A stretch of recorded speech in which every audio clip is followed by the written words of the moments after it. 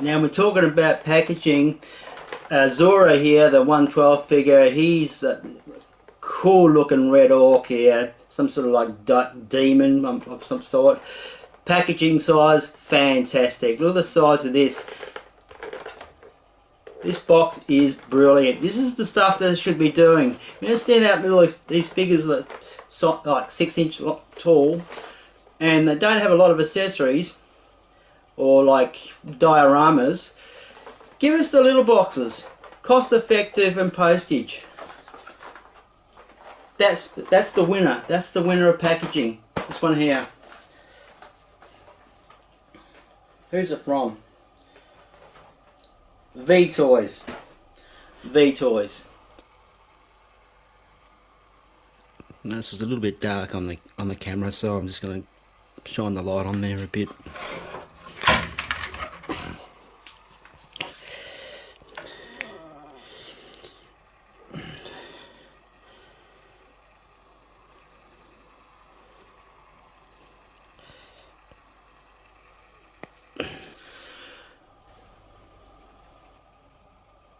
Right, next up is the Naughty or Nice. Now he is the Barbarian Santa, and this very much is going in my collection.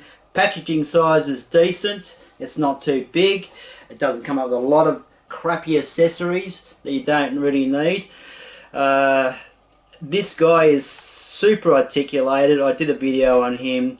All I had to do is weather this axe here. I had to do a little bit of touch-up paint work, just some really quick brush work. It was a little bit too shiny for a barbarian, you know. But I love the point of what this polar bear head comes off and displays this fantastic figure, big bellied figure with tattoos, wearing his sort of like a Father Christmas kilt, I suppose you'd say.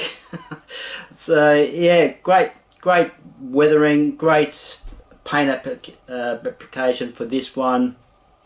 Like I said, just needed a little bit of work on the axis, like it was done from a separate company. But yeah, I thoroughly enjoyed reviewing this one and love it in my collection. He would look really good. I don't have it yet on the Mythic Legions Moose. I'd love to see him on the Moose. So, or hopefully in the future, a oversized deer or a very large. This deer. One here is Biochemical Universe series from the Patriot.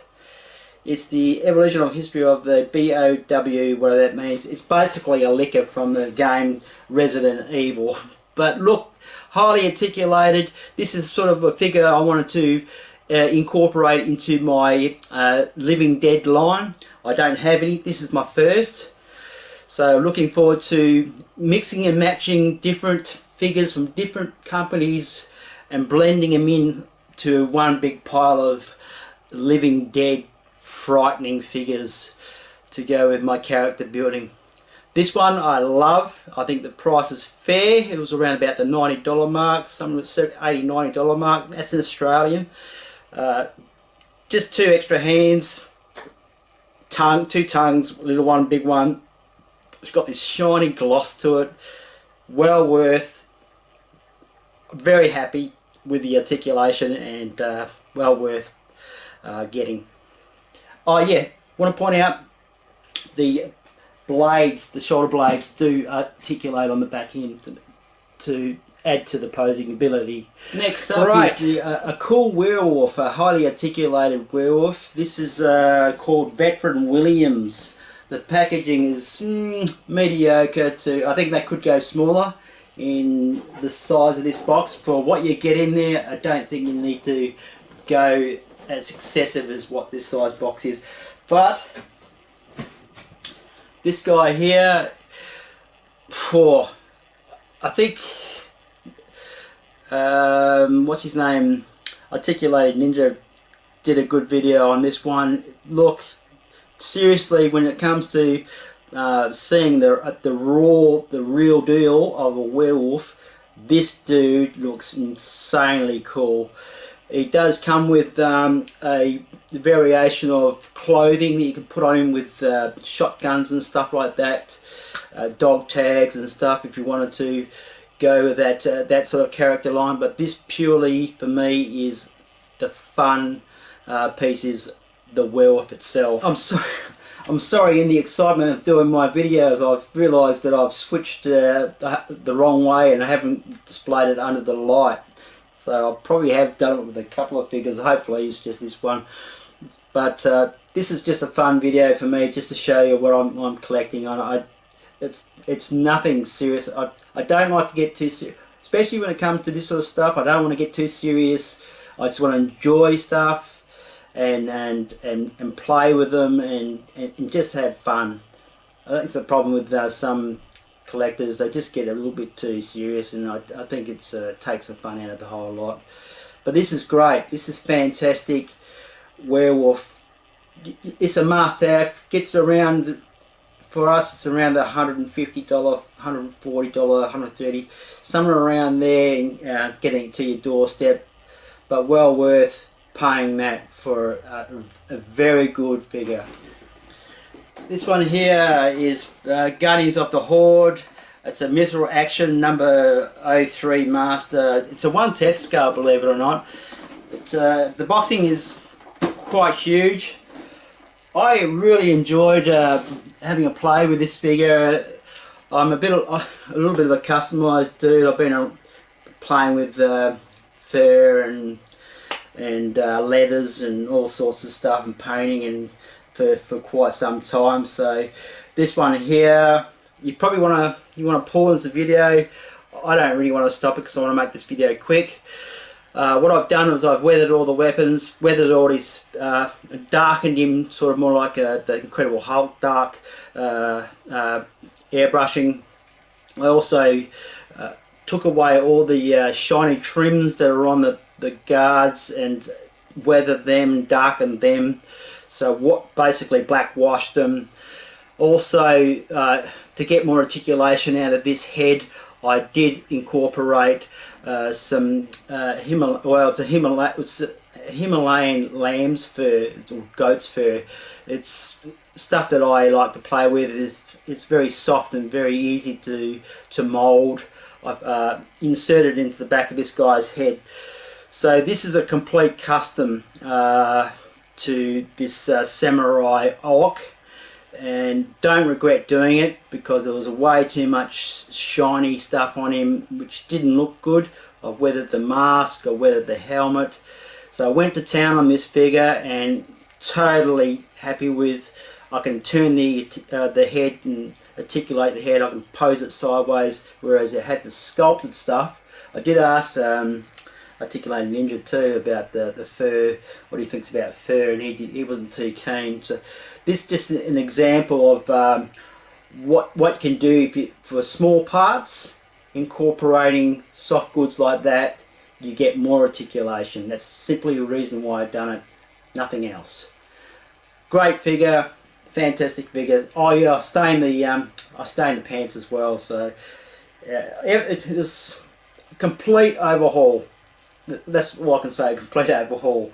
So yeah, great figure, and he suits the 1/12 fantastically.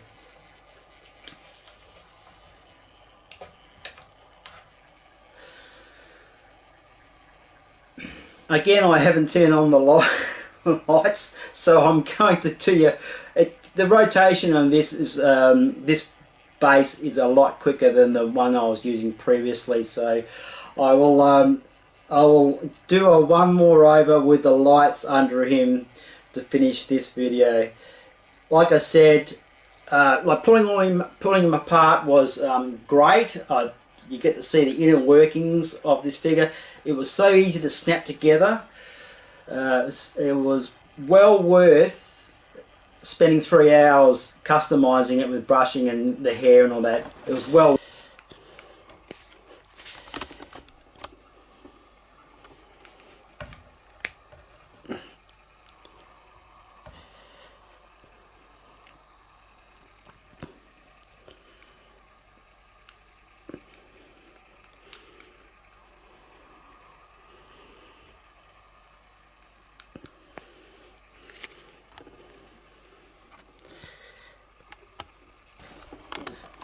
Right, next up we got the oh geez, what have we got here? Wang the Blade Master. Wang the Blade Master. Well, Wang the Blade Master anyway. This is from Fury Planet.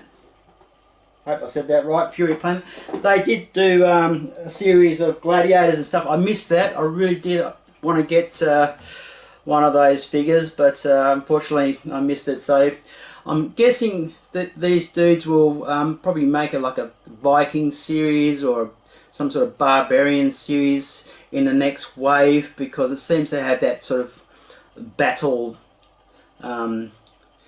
field about it. And these guys are like samurai Japanese masters, and that's what you're getting. And you're getting this huge tiger. He's massive. He's 112. And I'm just going to quickly, what is it? He's sitting around the 9-inch mark. 9-inch mark. So, yeah, he's incredibly cool. Only gripe with this one here, the articulation's not too bad. It doesn't have any soft goods. So I would have liked soft goods, especially when the wraparound cloak that he has, it just sits ugly on his shoulders, and I'm definitely going to make a leather one. I will do a video when I'm going back to this stuff. We'll be doing a video, and I want to see if I can, well, here we go. Yeah, I'm just going to see if I can put this fur here, stuff here, which I don't mind that part there, the top there, but put it on leather. So make leather underneath. So rip this off somehow, get rid of this rubbery shit, and put a soft goods underneath there, and put this fur part back on top of it.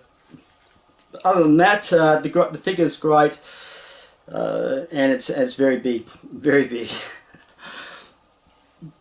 Right, and speaking of big, we're going on to my next figure. Combatants Fight for Glory. Kaisos. This box is not too bad. It's, I accept that sort of size box for what it is.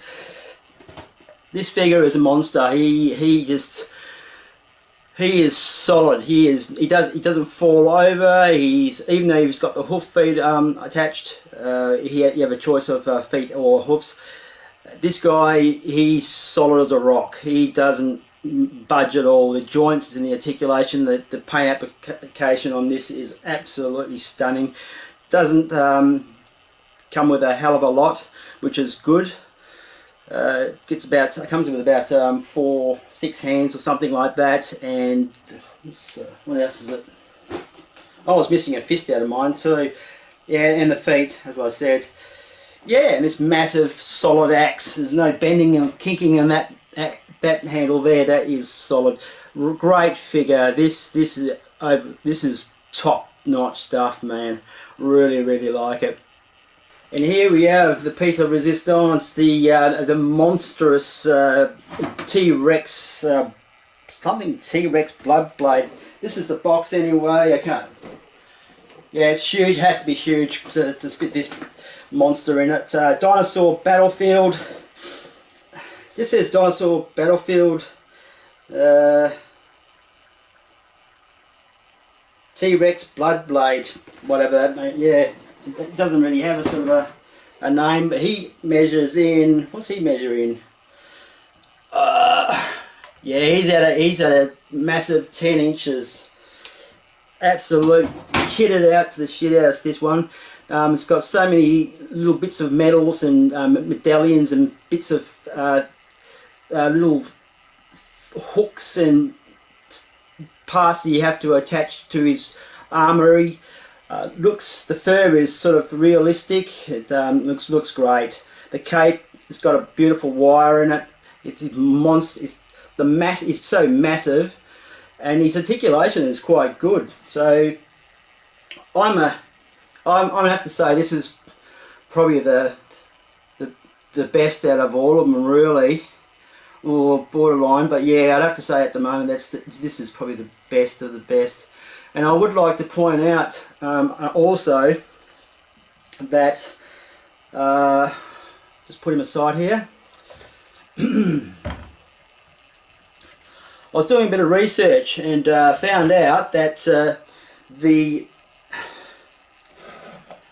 Hammond dinosaurs, they're actually, these are more to scale than the 1/12 and the 3.75 inch figures that they come with. This is the actual T-Rex is 12 feet in height and 40 foot in length.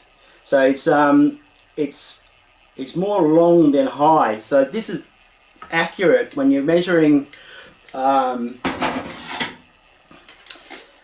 Just be quickly, if you're measuring for accuracy and height, he is 12 inches in height. So this is accurate to a 1/12 figure.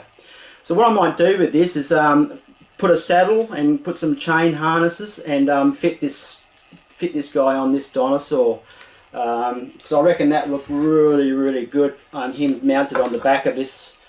So I'm going to make up some sort of leather bound chain strapping around his waist, sitting around back hip area somewhere, and mount him on this T-Rex. So if you want to tinker with your, and also the raptors are accurate in height as well. They're not the size of a human. The raptors are actually around about 5 feet in height. So if you want to use your raptors for this this beast and your T-Rex, it's quite alright to do so. There you go. Just going to do a quick lineup of all my figures now, and so there you have this is my character building so far. I'm loving every bit of it. I'm loving all my characters as I get them. Cannot wait to do a display piece for these guys. I haven't thought about what I'm going to do yet, but as I'm collecting them, I'm sort of getting ideas in my head of what sort of display I'm going to build. But these are really good figures. Cannot wait to get a heap more, and it's all affordable. All affordable, not like the 1/6 world. It's just so bloody expensive with everything.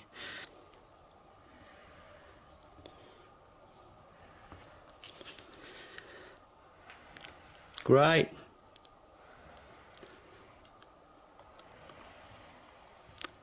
Test just one out. Catch ya.